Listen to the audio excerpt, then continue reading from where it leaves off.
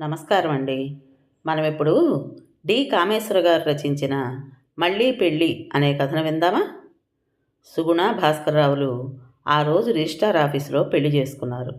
తరువాత ఓ దేవాలయంలో సుగుణ మెడలో మంగళసూత్రం కూడా కట్టాడు భాస్కర్రావు లాంఛనంగా.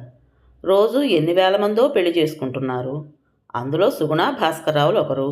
ఇందులో వింతేముందని ఎవరైనా అనుకోవచ్చు. పెళ్లి చేసుకోవడం వింత విషయం కాదు. ఎటొచ్చి వింతల్లా వితంతువుని, అందులో పిల్లాడి తల్లిని భాస్కర్రావు పెళ్ళాడటం వింతేగా మరి. భాస్కర్రావుకి రెండో పెళ్ళి అయినా మగాడు, అందులో 30 ఏళ్లవాడు రెండో పెళ్లి చేసుకోవటం అతి మామూలు విషయం. అందుకే భాస్కర్రావుని పొగడ్తలతో, శుభాకాంక్షలతో సహోద్యోగులు, మిత్రులు, అధికారులు ముంచెత్తారు. అతని సంస్కారాన్ని, ఆదర్శాన్ని పొగిడారు. అతని హృదయ వైశాల్యాన్ని కొనియాడారు. భాస్కర్రావు హృదయం గర్వంతో మరింత విశాలమైంది. చాలా మంచి పని, ఘనకార్యం సాధించిన తృప్తితో అతని మనసు నిండిపోయింది. ఇంక సుగుణ స్థితి? ఆమెకిప్పటికీ ఇదంతా నిజం కాదేమో, భ్రమేమోననే అనుమానం ఈ పెళ్ళి నమ్మశక్యం కాని విషయంలాగే అనిపిస్తుంది. పెళ్ళైన 8 నెలలకే కారు యాక్సిడెంట్లో భర్త పోతే ఇంకెందుకు ఈ బ్రతుకు అనుకుంటూ అందరిలాగే కుళ్ళి కుళ్ళి ఏడ్చింది. దేనిలోనన్నా పడి చద్దామనుకుంది. ధైర్యం చాలకపోవటం గాక తనతో పాటు మరో ప్రాణిని హత్య చేయడం పాపం అన్న పాపభీతితో ఆ పని చేయలేకపోయింది. తర్వాత పిల్లాడు పుట్టాక వాడి కోసం బ్రతకక తప్పదని నిశ్చయించుకుని ప్రాణాలు, ఆశలు, కలలు అన్నీ ఆ పసికందు మీదే నిలుపుకుని నిర్లిప్తంగా రోజులు వెళ్ళదీయసాగింది. నా అని చెప్పుకోవడానికి ఒక అన్న మాత్రం ఉన్నా ఆ అన్న మీద జీవితాంతం ఆధారపడి ఉండడం ఇష్టం లేక ఉన్న డిగ్రీ ఆధారంతో ఉద్యోగంలో చేరింది. సహోద్యోగైన భాస్కర్రావుతో పరిచయం యాణార్థంలో ఈ విధంగా మలుపు తిరిగి రూపుదాలుస్తుందని సుగుణ ముందుగా ఎన్నడూ అనుకోలేదు. తీరా చేసి రూపుదాల్చాక ఏం చెయ్యాలో తోచన అయోమయంలో పడిపోయింది సుగుణ. పరిచయమైన యాణార్థం తర్వాత భాస్కర్రావు పెళ్లి చేసుకుందామని అడిగినప్పుడు సుగుణ తడబడిపోయింది, భయపడింది, బాధపడింది. ముందుగా సహోద్యోగిగా, తరువాత మంచి మిత్రుడిగా, ఇంకొన్నాళ్ల తర్వాత శ్రేయోభిలాషిగా మాత్రం అనుకుంది. భాస్కర్రావుతో పరిచయం పెరుగుతున్న కొద్దీ అంతకు తప్ప మరో ధ్యాస ఆమె మనసులో ఎప్పుడూ లేదు. అందుకే కలవరపడిపోయింది భాస్కర్రావు అడగ్గానే. భాస్కర్రావు అయితే సుగుణని చూసిన మొదటి రోజు నుంచి ఒకే అభిప్రాయంతో ఉన్నాడు. అందంగా ఉంది, అయినింటి పిల్ల, పెళ్ళాడదాం అనుకున్నాడు. ఆమె విధవా అని తెలియకపోవడం. తీరా చేసి ఆ సంగతి తెలిసాక అప్పటికే అతని మనస్సులో నాటుకుపోయిన కోరికని పీకి పారేయడం అతని వశంలో లేకపోయింది. రెండో పెళ్ళి అయితేనే, నాకు మాత్రం రెండో పెళ్ళి కాదా, ఇలాంటి విషయాలలో పురోగమించాలి అని సర్ది చెప్పుకున్నాడు. పిల్లాడు ఉన్నాడన్న విషయం మీద చాలా రోజులు ఆలోచించాడు భాస్కర్రావు. ఆఖరికి ఉంటేనేమిలే, వాడిని వాళ్ళ అమ్మ చూసుకుంటుంది, తనేం చెయ్యాలి, వాడి పోషణ ఖర్చేగా, వాడి పోషణ ఖర్చు వాడి అమ్మే పెట్టుకుంటుంది, ఉద్యోగం చేస్తుందిగా, తనకేమి నష్టం ఉండదు అని నచ్చజెప్పుకున్నాడు. ఈ పెళ్ళిని అభ్యంతర పెట్టే పెద్దలు తనకెవరూ లేరు. అన్నగారున్నా ఆయన ఈ కాలం వాడే గనక అభ్యంతర పెట్టడు, అసలు కలగజేసుకోరు తన విషయం అని నిశ్చయించుకుని తన ఉద్దేశం సుగుణ ముందు బయటపెట్టాడు. సుగుణ ముందు కాదంది, అలాంటి పని చేయలేనంది. భాస్కర్రావు అనేక విధాల నచ్చజెప్పాడు. రోజులు మారాయి, మనము మారాలి అన్నాడు. తప్పొప్పుల ప్రసక్తి ఏం లేదని నొక్కి చెప్పాడు. ఆలోచించుకోమన్నాడు. సుగుణ ఒకరోజు కాదు, 3 నెలలు రాత్రింబగళ్ళు ఆలోచించింది. ఈ సమస్య ఎన్నాళ్ళు ఆలోచించినా ఎటూ తేల్చుకోలేని అయోమయంగానే కనపడింది. పోయిన భర్తకి ద్రోహం చేస్తున్నట్టు బాధ, ఏదో కాని పని చేస్తున్నట్టు పాపభీతి, నలుగురికి మొహం ఎలా చూపడం, ఏమనుకుంటారన్న కుశంక ఓవైపు, మరోవైపు మోడైపోయిన తన జీవితం మళ్ళీ చిగుర్చి పుష్పిస్తుందన్న ఆశ. ఇలా ఎటూ తేల్చుకోలేక నలిగిపోయింది. ఈ 2 ఏళ్లలోనే తన బ్రతుకులో ఏర్పడిన వెలితి, నిర్లిప్తత తలుచుకొని ముందు రోజులు ఇంకెలా గడుస్తాయో ఊహించి తనకి దొరికిన అవకాశాన్ని ఎందుకు వినియోగించుకోకూడదు అన్న ఆలోచన వచ్చేది. తను తన బిడ్డని పోషించుకోగలదు. కానీ పట్టుమని 25 లేని తను, పట్టుమని 6 నెలలు కూడా కాపురం చెయ్యని తను ఆ 6 నెలలని తలుచుకుంటూ 60 ఏళ్ళు ఒంటరిగా బ్రతకగలదా? బ్రతుకులో మాధుర్యం చచ్చిపోయి చావలేక బ్రతుకుతూ బ్రతికేది ఒక బ్రతికేనా? భవిష్యత్తు మళ్ళీ అందంగా ఆనందంగా బ్రతికే అవకాశం కాళ్ల ముందుకొచ్చి నిల్చుంటే తనెందుకు ఇలా ఆలోచిస్తుంది? తరతరాలుగా భారత స్త్రీ సంస్కృతి సాంప్రదాయాలు జీర్ణించుకుపోయిన భారత స్త్రీ వారసురాలు సుగుణ. కనుకే సుగుణ అన్నాళ్ళు ఈ విషయం ఆలోచించింది. అన్నగారి ముందు ఈ సమస్యని పెట్టింది సుగుణ. అభ్యంతరం చెప్తాడు అనుకున్న అన్న కూడా పెద్దగా అభ్యంతరం చెప్పలేదు. నీ ఇష్టం, వ్యక్తత వచ్చిన దానివి, చదువుకున్న దానివి, నీకు నేనేం చెప్పను, ఆలోచించుకో, ముందుకు అడుగు వేయాల్సిన దానివి నీవే, ఆ పర్యవసానం ఎలాంటిదైనా అనుభవించాల్సింది నీవే, నీవేం చిన్నపిల్లవు కావు, నేనేం చెప్పగలను అన్నాడు. నీ పని వల్ల నన్ను వెలేస్తారని ఈ రోజుల్లో భయం లేదు కనుక ఆలోచించుకుని నీ ఇష్టం వచ్చినట్లు చెయ్యి. నువ్వు మళ్ళీ పసుపు కుంకాలతో సుఖంగా ఉంటానంటే నేను మాత్రం సంతోషించనా అన్నాడు. అనుకున్న ఆ అభ్యంతరం కూడా లేకపోయిన తర్వాత ఎన్నాళ్ళో ఆలోచించలేదు సుగుణ. అన్నగారు కూడా తన బరువు బాధ్యతలని ఇంకెన్నాళ్ళో మోయలేరని సుగుణకి ఈ మధ్య అర్థం అవసాగింది. తను సంపాదిస్తున్నా తన బరువు మోయడం అన్నగారికి, ముఖ్యంగా వదిన గారికి ఇష్టం లేదని ఈ మధ్య చాలా సందర్భాల్లో గ్రహించింది సుగుణ. అలాంటి పరిస్థితిలో పిల్లాడిని పెట్టుకుని ఒంటరిగా ఉండి రోజులు భయంగా వెళ్ళబుచ్చటం కంటే మళ్ళీ తను తన ఇల్లు సంసారం అంటూ ఏర్పరచుకుంటే తప్పేమిటనుకుంది సుగుణ. తను చేస్తున్న పనిలో తప్పు లేదని తనకి తాను నచ్చజెప్పుకోవటానికి సుగుణకి 3 నెలలు పట్టింది. ఆ తర్వాత భాస్కర్రావుకి తన అంగీకారాన్ని చెప్పింది సుగుణ. భర్త పోయిన 2 సంవత్సరాల తర్వాత మళ్ళీ విధవ వేషంలోంచి సధవ వేషంలోనికి మారడం ఏదో కలలో మాదిరి అనిపించసాగింది సుగుణకి. అది సుగుణ భాస్కర్రావులకు మొదటి రాత్రి. ఇద్దరికిద్దరికీ మొదటి రాత్రి అనుభవం తీరిపోయినా ఇద్దరూ కలిపిన మొదటి రాత్రి అది.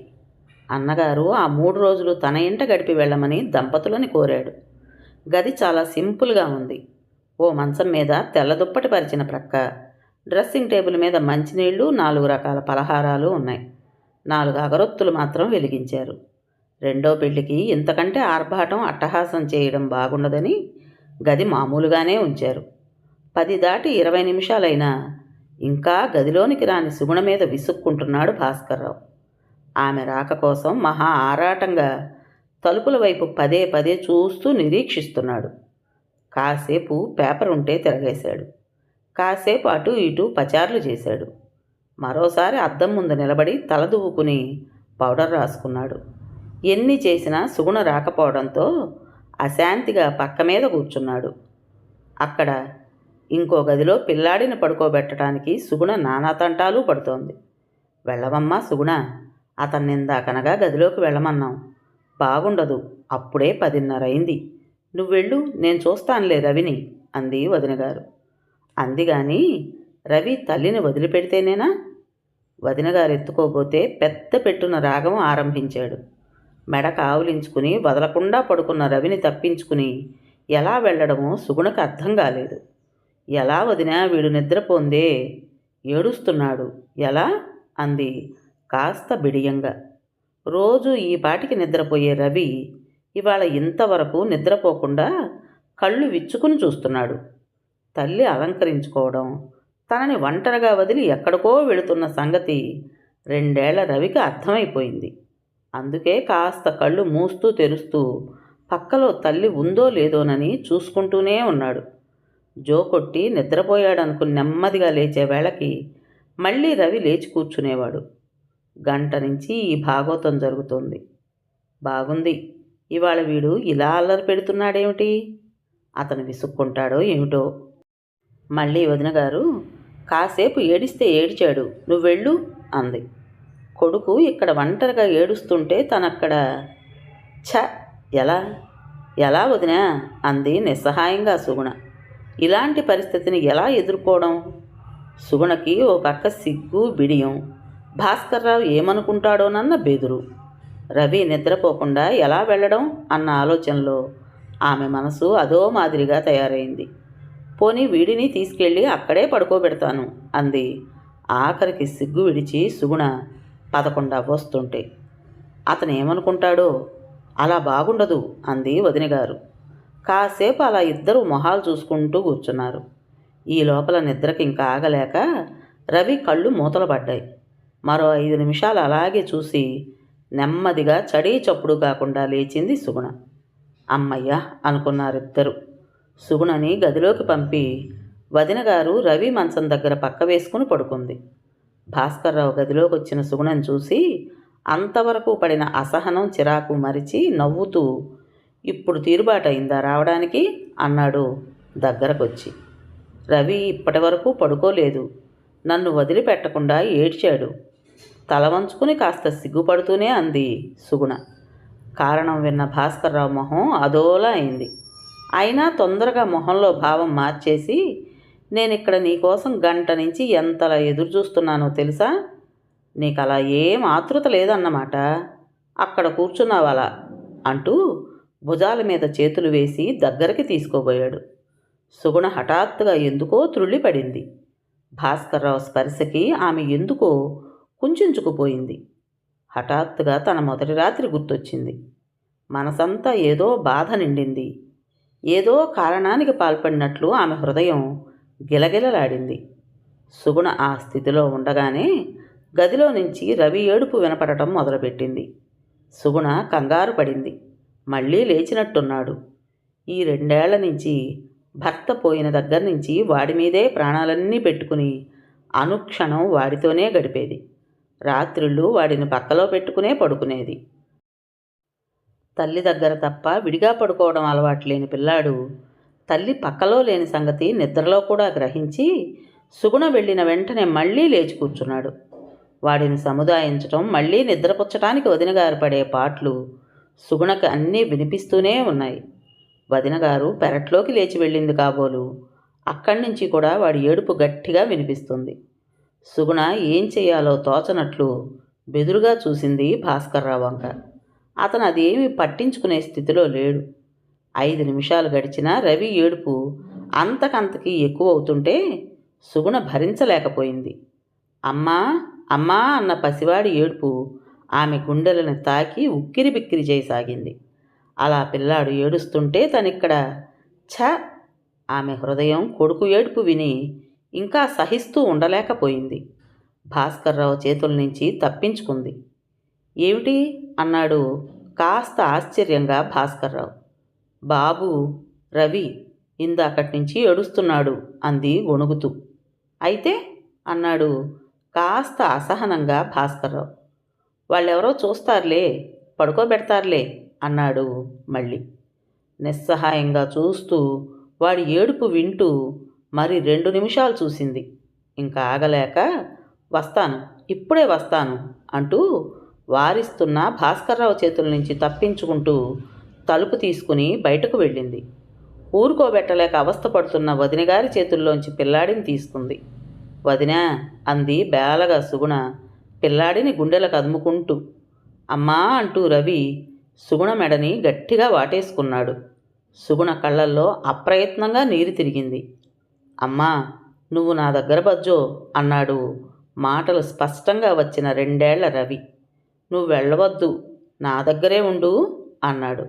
ఏమిటమ్మా ఇలా అల్లరి పెడుతున్నాడు ఇవాళ, ఏం చేయడం అంది వదినగారు విసుగ్గా. ఇవాళ నిన్ను వదిలేటట్టు లేడు, ఏం చేస్తావు? అతనేమనుకుంటాడో కర్మ. ఏం చెయ్యను వదినా. ఛ! ఇలా వీడిని వదిలి నేనక్కడ ఎలా సుఖంగా. సుగుణ బాధపడింది. పోనీ వీడిని గదిలోకి తీసుకెళ్తాను, అక్కడే పక్కవేసి పడుకోబెడతాను అంది. మరో 5 నిమిషాలకు కూడా రవి పడుకునే సూచనలు లేకపోవడంతో అలా తప్ప మరో మార్గం ఏమీ లేదని స్పష్టమైంది. సుగుణ మరో పరుపు పట్టుకెళ్ళి గదిలో వేసి వచ్చింది. భాస్కర్రావు సుగుణ వచ్చి పరుపు వేయడం, మంచం మీద పడుకుని తీక్షణంగా చూశాడు. సుగుణ అది గ్రహించినా చూపులు తప్పించి రవిని తీసుకొచ్చి తలుపులు వేసింది.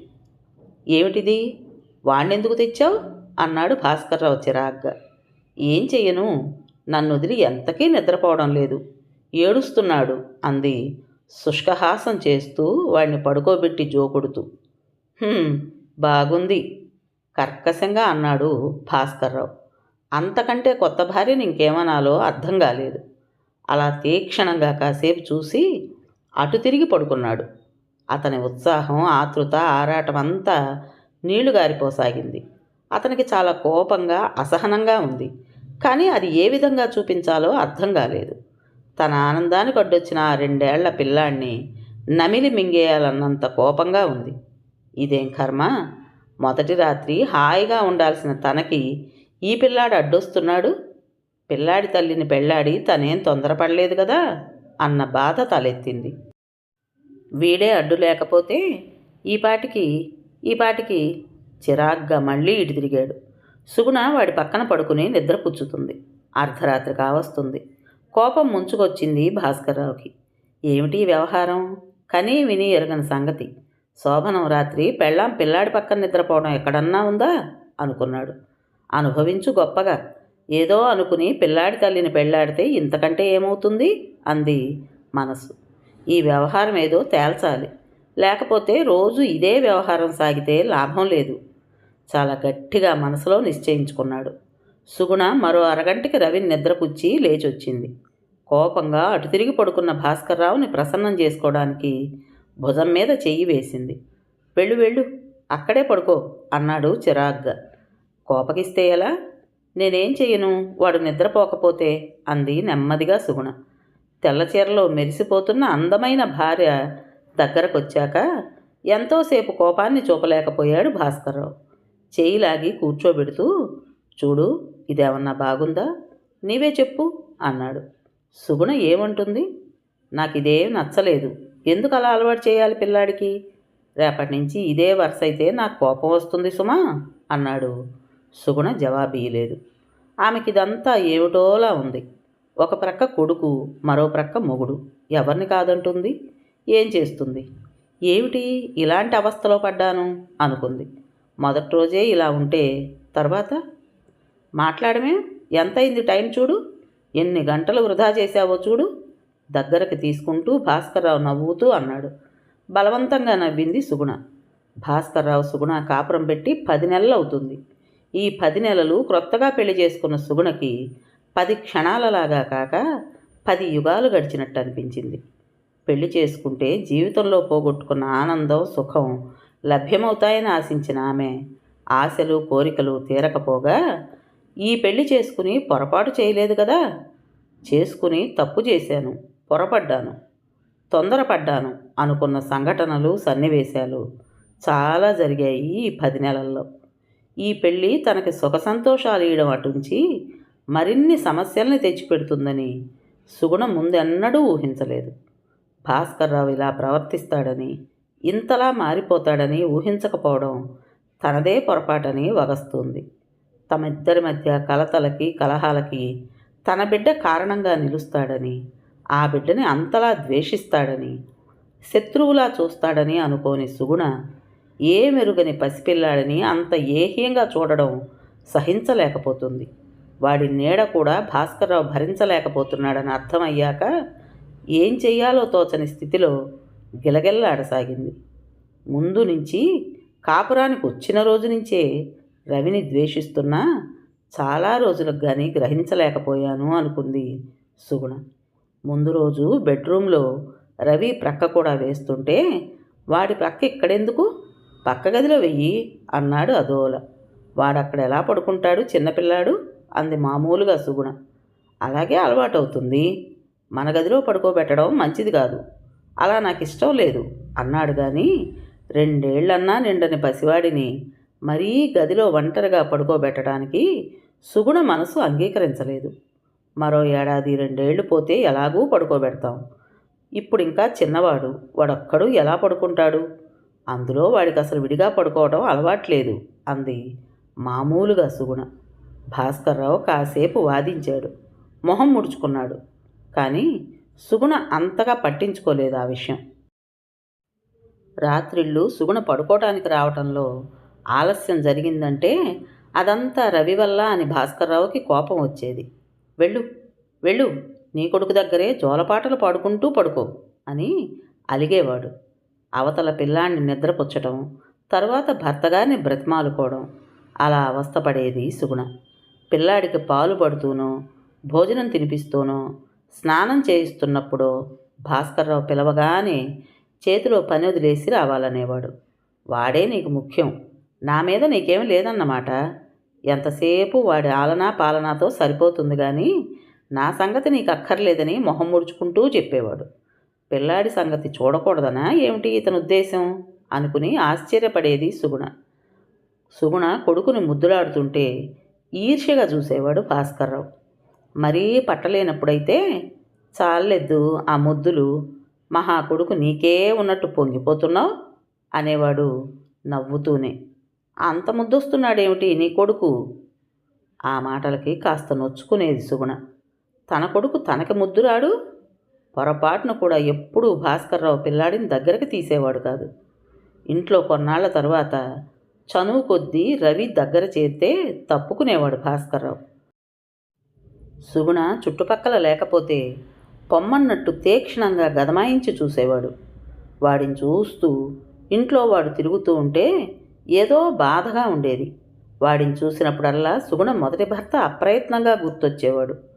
తనకంటే ముందు సుగుణ ఇంకొకరిని ప్రేమించిందని, సుగుణని తనకంటే ముందు మరో మగవాడు అనుభవించాడన్న నిజాలు గుర్తుకొచ్చేవి. అసూయ ద్వేషాలతో మండిపడేవాడు భాస్కర్రావు. ఆ అసూయ అక్కసు తీర్చుకోవడానికి అంతకంటే ముందు రవి కనబడేవాడు. వాడిని ఏదో చెయ్యాలనుండేది, కానీ ఏం చెయ్యలేకపోయేవాడు. కొట్టినా నోరొచ్చినవాడు తల్లికి చెప్పుకుంటాడు వేధవ అనుకునేవాడు. రోజులు గడుస్తున్న కొద్దీ తనకి సుగుణకి మధ్య అన్నింటికీ ప్రతిబంధకంగా రవి వస్తున్నాడన్నది మరీ భరించరాని విషయంగా తయారైంది. ఆ కోపం సుగుణ మీద తీర్చుకునేవాడు. షికారు వెడదాం, సినిమాకి వెళదాం అనేవాడు. సుగుణ రవిని కూడా తీసుకురావడానికి తయారయ్యేసరికి పట్టరాని కోపం వచ్చేది. వీడెందుకు తోకలాగా, వీడొద్దు అనేవాడు. ఎలా అండి ఒక్కడిని వదలడం అనేది. మీ అన్నయ్య దగ్గర వదిలే అనేవాడు భాస్కర్రావు. సుగుణ అలాగేనని అక్కడ వదిలేసరికి మారాన్ చేసి ఏడ్చి రాగాలు పెట్టే కొడుకుని వదిలి వెళ్ళడానికి మనసొప్పేది కాదు సుగుణకి. తీసుకెళితే ఇంకా భాస్కర్రావు మొహం ముడుచుకుని అసలు మాట్లాడేవాడు కాదు. తీసుకెళ్ళకపోతే కొడుకు ఏడుపు చూడలేకపోయేది సుగుణ. వదిలేసి వెళ్ళినా ప్రాణాలన్నీ వాడి మీదే ఉండి ఆ సినిమాని కూడా చూడలేక, అతనితో మాట్లాడలేక అన్యమనస్కంగా ఉండేది. అది చూసి మరింత మండిపడేవాడు భాస్కర్రావు. ఇలాంటి అవస్థలో నలిగిపోవడం చాలాసార్లు అనుభవం అయింది సుగుణకి. ఎక్కడికన్నా వెళ్ళడానికి బయలుదేరటం అంటే ప్రాణ సంకటంగా తయారైంది. ఏ పండగలప్పుడన్నా సుగుణకి బట్టలు తెచ్చేవాడు కానీ రవికి తన చేతులతో తను తెచ్చేవాడు కాదు. ఆ విషయం సుగుణ గుర్తు చేసినా విననట్టు ఊరుకునేవాడు. అంతగా మరీ చెప్తే నాకు తెలీదు, నువ్వు వెళ్ళి కొనుక్కో అనేవాడు. ఆఖరికి రవి తిండి విషయంలో కూడా భాస్కర్రావు కనబరిచే విభేదం చూస్తే సుగుణకు పట్టరాని దుఃఖం కలిగేది. అన్ని పాలెందుకు, నా జీతంలో సగం వీడి పాలకే అయిపోతుంది అనేవాడు భాస్కర్రావు రవి పాలు తాగుతున్నప్పుడల్లా. 2 ఏళ్ల పిల్లవాడు రోజుకు 2-3 గ్లాసుల పాలు తాగడు.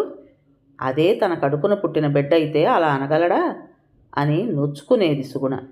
వాడికి ఏమన్నా విటమిన్ మందులు అవి ఇస్తే శుభ్రంగా తిని తిరుగుతున్నాడు, ఆ మందుల ఖర్చు కూడా ఎందుకు అని పైకే అనడం సుగుణ భరించలేకపోయేది. రోజులు గడుస్తున్న కొద్దీ ప్రతి చిన్న విషయానికి రవిని గదమాయించటం, ప్రతి చిన్న విషయానికి కూడా రాద్ధాంతం చేసి రవిని కొట్టడం వరకు వచ్చాక సుగుణకి ఇంట్లో నరకం ఆరంభమైంది. చిన్నపిల్లాడు ఏదన్నా పాడు చేయటం, బద్దలు కొట్టడం, అల్లరి చేయడం సహజం.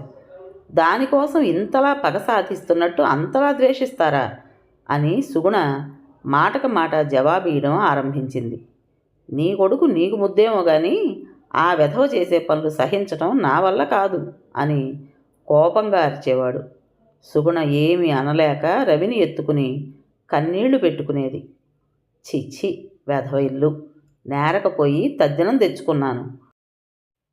వెధవలు ఊరివాళ్ల పిల్లల్ని భరించడం నాకేం కర్మ అనే వరకు వచ్చాడు భాస్కర్రావు. తన సొమ్మంతా ఆ 2 ఏళ్ల పిల్లాడు తినిపోతున్నంత దుగ్ధ ఏర్పడింది భాస్కర్రావుకి. రేపొద్దున తనకి పిల్లలు పుడతారు. వాళ్లతో పాటు ఈ రవిగాడిని ఎందుకు భరించాలి? వాడికి చదువు సంధ్యలు చెప్పించడం తనకేమవసరం? అసలు ఇంకోడు కన్న పిల్లాడిని తన ఇంట్లో ఎందుకు పెట్టుకోవాలి? ఆ వెధవ మూలంగా తనకి ఏ ఆనందం దక్కకుండా ఉంది. ఆ వెధవ మూలంగా తామిద్దరికీ మనస్పర్ధలు కలతలు వస్తున్నాయి. ఛ! ముందు ఇంత దూరం ఆలోచించకుండా తొందరపడ్డాననుకుని పశ్చాత్తాపం ఆరంభించింది భాస్కర్రావుకు. ప్రతిరోజు భార్యాభర్తలిద్దరి మధ్య రవి కారణంగా ఏదో తగువు తప్పటం లేదు. రోజు రోజుకి ఈ గొడవలు భరించడం ఇద్దరికిద్దరికి కష్టమవసాగింది. ఆ కోపం, కసి మరో విధంగా తీర్చుకోవడం కూడా సాగించడం మొదలుపెట్టాడు భాస్కర్రావు. సుగుణ కాస్త ఉదాసీనంగా ఉంటే, ఏ పాత మొగుడు గుర్తొస్తున్నాడేమిటి అనేవాడు. భాస్కర్రావు సరసం మరీ ఎక్కువైన రోజున సుగుణ కాస్త కోపంగా, ఏమిటా మోటుతనం అంటే, నీ పాత మొగుడు ఇంతకంటే నాజూగ్గా ప్రవర్తించేవాడా అని దెప్పేవాడు. ఇంతకంటే బాగుండేదా నీ ఆ మొగుడి సరసం అని అసహ్యంగా కూడా మాట్లాడటం ఆరంభించాడు. సుగుణ కళ్ళల్లో బాధ చూస్తే కసి తీరినట్టుండేది భాస్కర్రావుకి.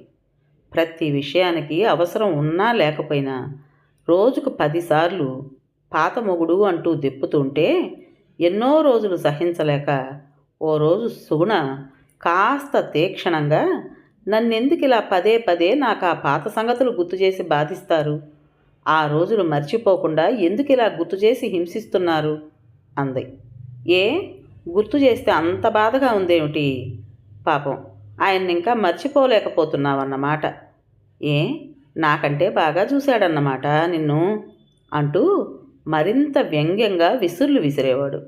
రోజు రోజుకి భాస్కర్రావులో చెలరేగే రాక్షసత్వం, క్రూరత్వం పెచ్చు పెరుగుతుంటే సుగుణకు ఆ ఇంట్లో బ్రతకటం దుర్భరం అవసాగింది.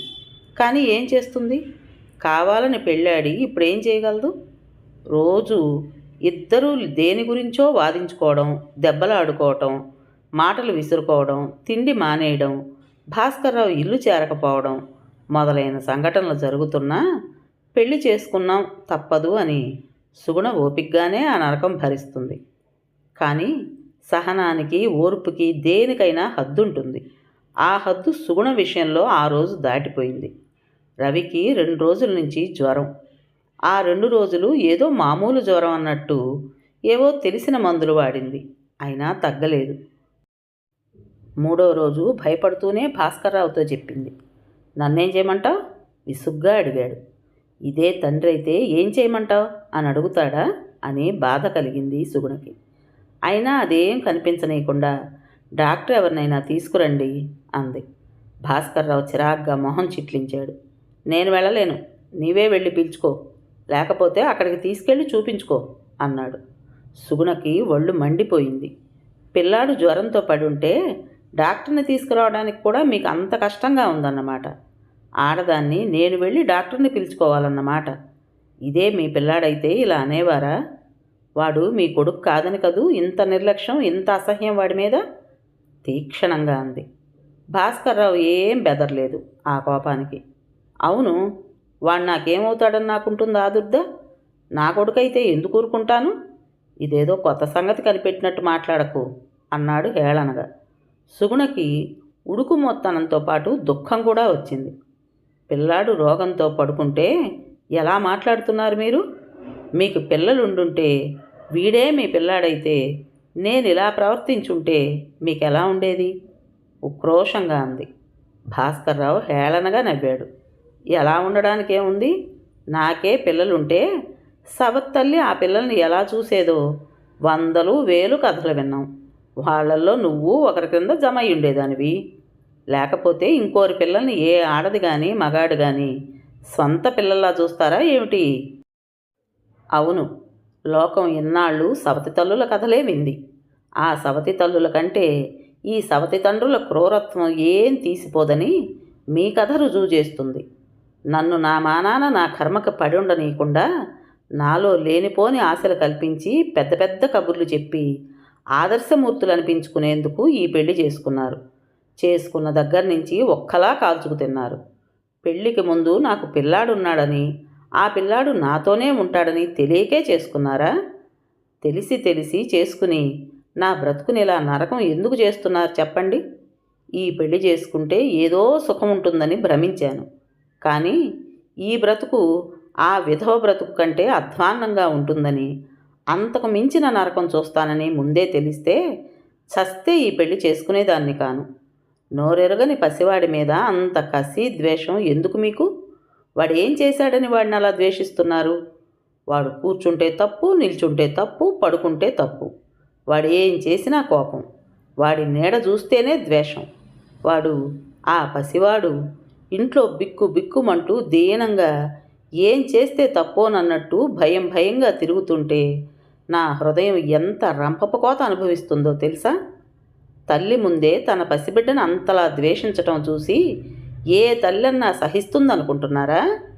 మీరు వాడిని ఎంత హీనంగా చూస్తున్నా ఇన్నాళ్ళు సహించాను, కేవలం మిమ్మల్ని పెళ్ళాడిన నేరానికి.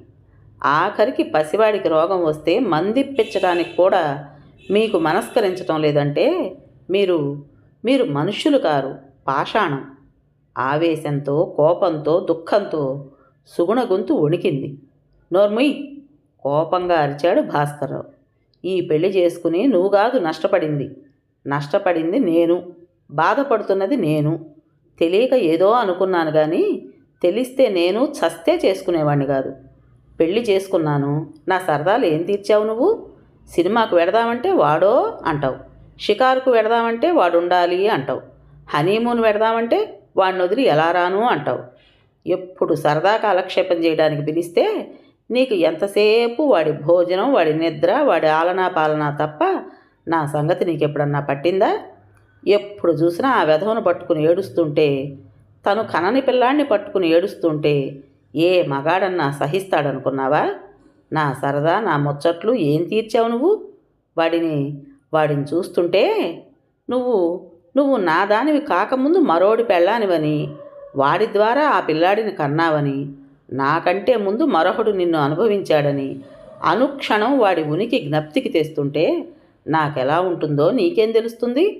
నా మీద కంటే ఆ కుర్ర వెధవ మీద, ఇంకొకటి పిల్లాడి మీద నీకు శ్రద్ధాసక్తులు ఎక్కువ ఉంటే యువతలివాడికి ఎలా ఉంటుందో నీకెలా తెలుస్తుంది? భాస్కర్రావు ఎగిరిపడ్డాడు.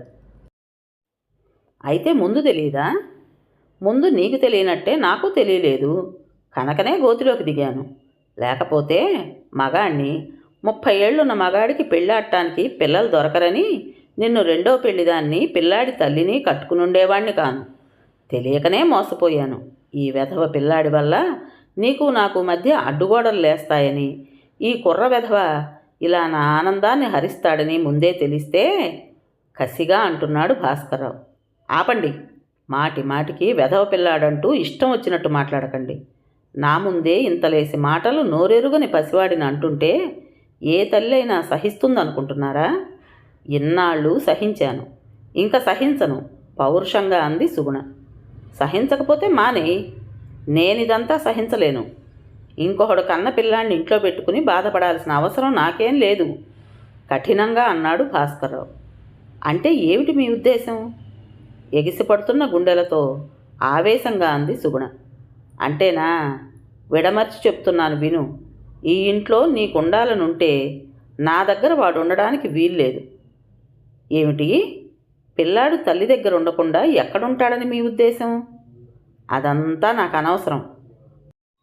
వాడిని ఎక్కడ పెంచుతావో, ఏం చేస్తావో నాకు అక్కర్లేదు. కావలిస్తే మీ అన్నయ్య ఇంట్లో ఉంచి డబ్బులు బారే. సుగుణ కళ్ళు ఎర్రబడ్డాయి. నేను కన్న పిల్లాడిని పెంచాల్సిన అవసరం మా అన్నయ్యకేం లేదు వ్యంగ్యంగా అంది.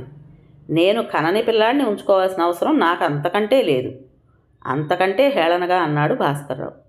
మీ ఉద్దేశం స్పష్టంగా చెప్పండి. నన్నింట్లోంచి వెళ్ళమనే అర్థం? నిన్ను వెళ్ళమనలేదు. నేను అన్నదల్లా నీకు నేను కావాలో వాడు కావాలో తేల్చుకోమన్నాను. ఆలోచించుకో. సుగుణ ఒక క్షణం ఆవేశంతో ఊగిపోయింది. అంతలోనే నిలదొక్కుంది. పిచ్చిదానిలా పెద్ద నవ్వు నవ్వింది. హేళనగా, వ్యంగ్యంగా ఛాయిస్ ఇచ్చారన్నమాట. మొగుడా పిల్లాడా అంటూ. భేష్! ఆలోచించాలా? ఈ విషయం గురించి ఆలోచించటానికి ఏ తల్లికి అరక్షణం కూడా పట్టదని మీలాంటి మగాళ్ళకి తెలియకపోవచ్చు. నోరెరుగని పసివాడిని అనాథన చేసి మొగుడుతో కులుకుతుంది ఆడది అని మీరు అనుకుని ఛాయిస్ ఇచ్చారా నాకు? నోరెరుగని పక్షులు సైతం రెక్కలు రాని తమ బిడ్డలను రక్షించుకోవడానికి తమ ప్రాణాలు సైతం అర్పిస్తాయే. అలాంటిది మనిషినైన నేను నా పసివాడిని వదిలి మీతో ఉంటాననే ఛాయిస్ ఇచ్చారా? మాతృహృదయం ఎలాంటిదో తెలియకే ఛాయిస్ ఇచ్చారా? నేను కాకపోతే మరో పెళ్ళాం మీకు క్షణంలో వస్తుంది, కానీ వీడికి తల్లి రాదు అని తెలియనంత తెలివి తక్కువతనం నాకుందనే ఛాయిస్ ఇచ్చారా మీరు? ఇదే మీ పిల్లాడైతే నేనే మీకు ఛాయిస్ ఇచ్చుంటే మీరు నన్నే ఎంచుకుని ఉండేవారు. కన్న తండ్రి బిడ్డల్ని అలక్ష్యం చేసి పెళ్ళాంతో కులకబట్టే సవతి తల్లుల కథలు వచ్చాయి. కానీ తల్లుండగా బిడ్డ మీద ఈగ వాలనీదు.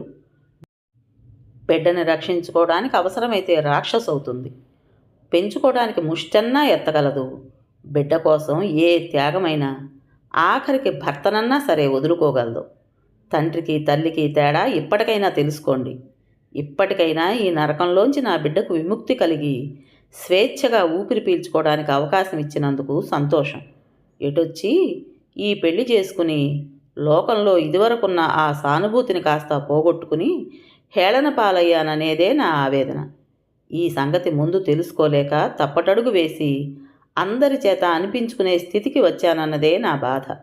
వస్తా, సెలవు అంటూ పిల్లాడిని తీసుకుని భుజం మీద వేసుకున్న సుగుణని వెర్రివాడిలా చూశాడు భాస్కర్రావు. కథ పేరు మళ్ళీ పెళ్ళి. రచించిన వారు డి కామేశ్వరి గారు. విన్నారు కదండి. మరి ఈ కథ మీకు నచ్చిందా? నచ్చినట్టయితే లైక్ చేసి మరో నలుగురికి షేర్ చేయండి. అలాగే ఈ కథ పైన మీ విలువైన అభిప్రాయాన్ని కామెంట్ బాక్స్లో తప్పకుండా తెలియజేస్తారు కదా. మరి ఇంత మంచి కథను మనకు అందించిన రైటర్ గారికి మనందరి తరపున మనస్ఫూర్తిగా ధన్యవాదాలు తెలుపుకుంటూ, ఇటువంటి మంచి మంచి కథల కోసం కొత్త వాళ్ళు మన ఛానల్ని తప్పకుండా సబ్స్క్రైబ్ చేసుకోండి. రేపు మరో మంచి కథతో మీ ముందుకు వస్తాను. అప్పటి వరకు ఉంటానండి.